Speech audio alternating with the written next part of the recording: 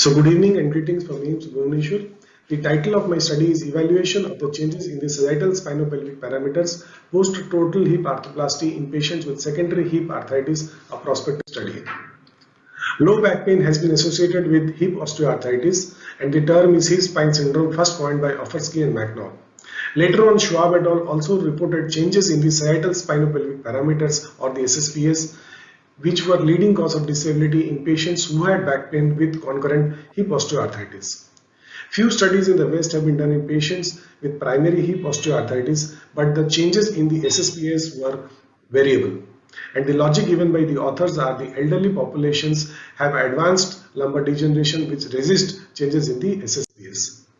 So the aim is to study the alteration in the low back pain and the SSPS following total hip arthroplasty due to secondary hip osteoarthritis in the younger population. So this is an observational study at our institute at AIIMS Bhuvaneshwar with a sample size of 30 in patients with secondary hip osteoarthritis. Patients with previous spine infection, surgery, trauma, myelopathy, spondylolisthesis or scoliosis were excluded. Inflammatory arthropathy affecting the hip and the spine such as rheumatoid or ankylosing spondylitis are also. So the variable clinically measured were VAS for the hip and the back pain, and functional assessment was done using ODI for the back pain and Harris hip score for the hip. Radiologically, we measured the SPSS in a 36 cassette orthoscanogram using the Surgeries software, and the parameters measured were PI, PT, SS and the SVA. So we had 30 patients, of which 19 were male and 11 were female. The main etiology was avascular necrosis, among which idiopathic was maximum. Other causes include the old Perthes disease and the developmental dysplasia. So there were 17 unilateral affected and 13 bilateral affected. 27 were operated unilaterally and 3 were operated on a single stage.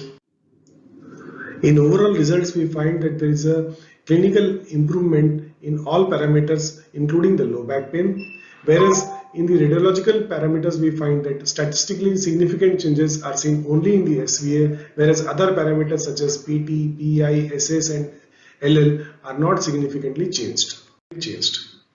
So when we do a subgroup analysis of patients who were operated unilaterally or bilaterally, so again we find that there is improvement clinically in both group of patients, but radiologically the improvement is again statistically significant.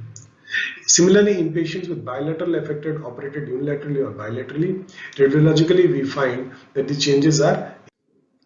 So this is an illustration of a 29-year female having a unilateral AVN operated with a total hip arthroplasty, and here we can note that there are some changes in the SSPS.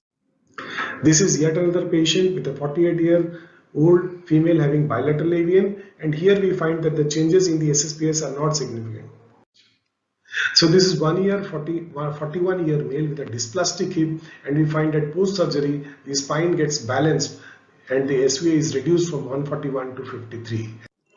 The limitation of our study is that the sample size is too small, particularly for the subgroup analysis to draw any conclusion. We did not measure the limb length discrepancy or coronal parameters as part of our study. We also did not segregate patients having low back pain and their severity. Rather, we took everyone and measured their back pain scores. And we also believe that 3-month score was probably too less to find any significant conclusions.